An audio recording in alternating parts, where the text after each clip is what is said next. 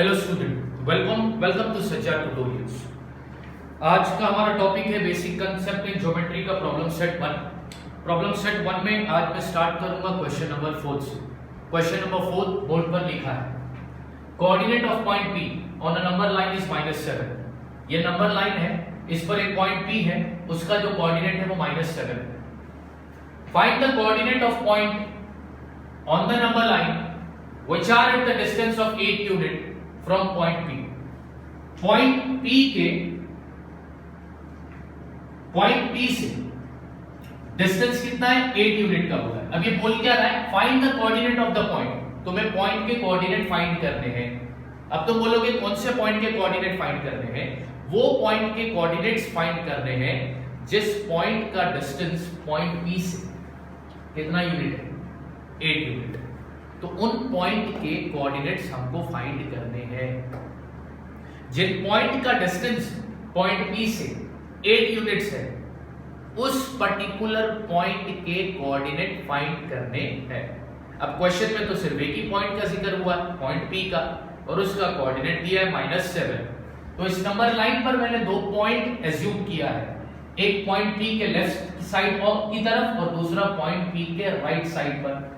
ये दो पॉइंट जो लिया है मैंने A और B, ये क्वेश्चन में बोला था? नहीं बोला था। इसको मैंने एज्यूम किया है, सपोज किया है कि मान लो पॉइंट P के लेफ्ट साइड पर एक पॉइंट है A जिसका कोऑर्डिनेट होगा x, और पॉइंट B के राइट साइड पर है पॉइंट B जिसका कोऑर्डिनेट हमने लिया है y।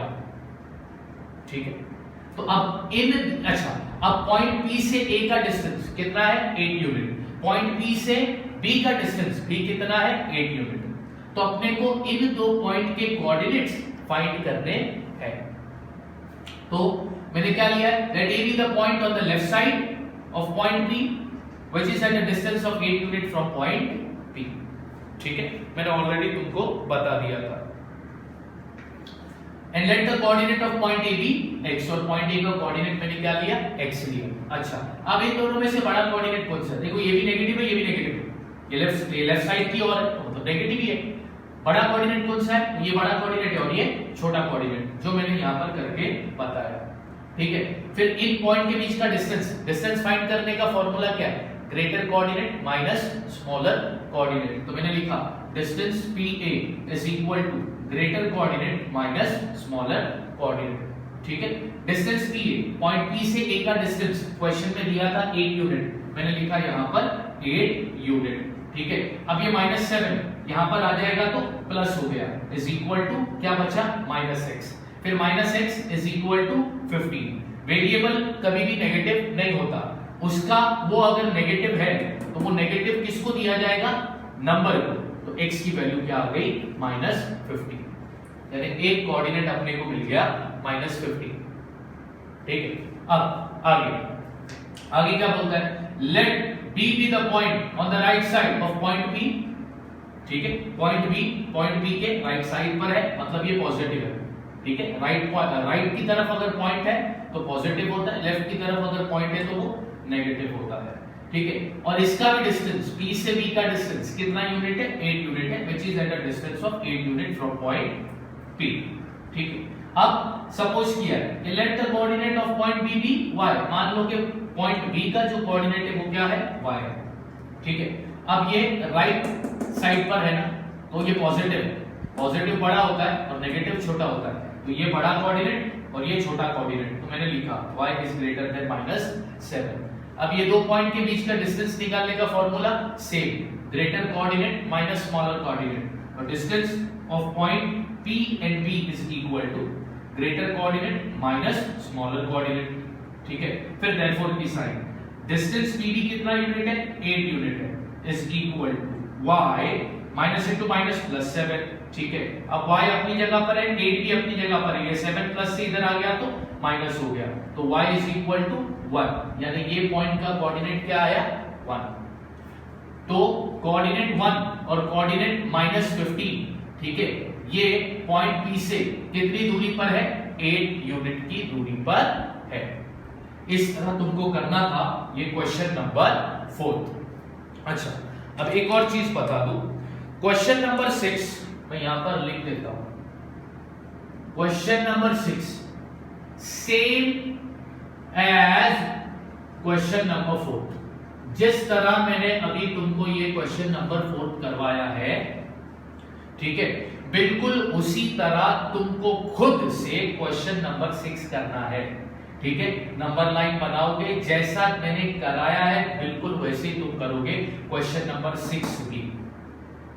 ठीक है, अब हम करेंगे क्वेश्चन नंबर 5। ठीक है, ओके, अब हम करने जा रहे हैं question number 5। Answer the following question.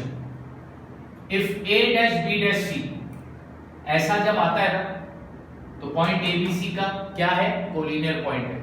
ठीक है, जब 3 पॉइंट इस तरह लिखे जाते हैं तो समझ जाना वो कौन से पॉइंट है, कोलिनियर पॉइंट है। डिस्टेंस AC दिया है 17, डिस्टेंस BC दिया है 6.5, डिस्टेंस AB फाइंड करना है। अब ABC ये कैसे पॉइंट है, ये कोलिनियर पॉइंट है। यहाँ पे लाइन बनाता हूं, यहाँ पर है पॉइंट A, यहाँ पर है पॉइंट B और यहाँ पर है पॉइंट C, ये कोलिनियर पॉइंट है। तो AC कैसे बनेगा, AC बनेगा AB प्लस BC। AC कैसे मिलेगा, AB प्लस BC, तो यहाँ पे लिखा है distance AC is equal to distance AB plus distance BC। Reason दिया, क्या रीजन दिया कि ABC पॉइंट A BC ये कौन से पॉइंट है, कोलिनियर पॉइंट है। AC 17 दिया है, AB फाइंड करना है, BC दिया है 6.5। अब ये 17 एज इट इज 6.5 प्लस से इधर आ गया तो माइनस, तो डिस्टेंस AB तुमको कितना मिला, 10.5।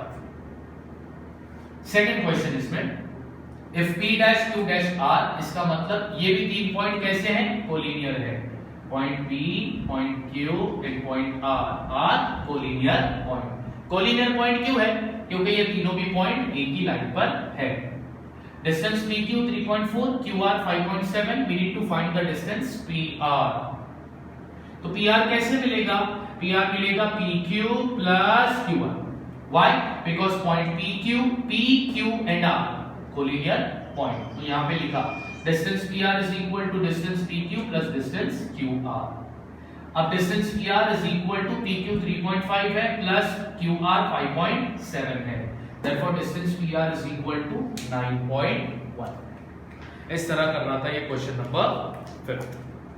ठीक है, अब इस प्रैक्टिस इस प्रॉब्लम सेट की बेसिकली क्वेश्चन नंबर 7, 8 और क्वेश्चन नंबर 9 जो है question number 10 including question number 10।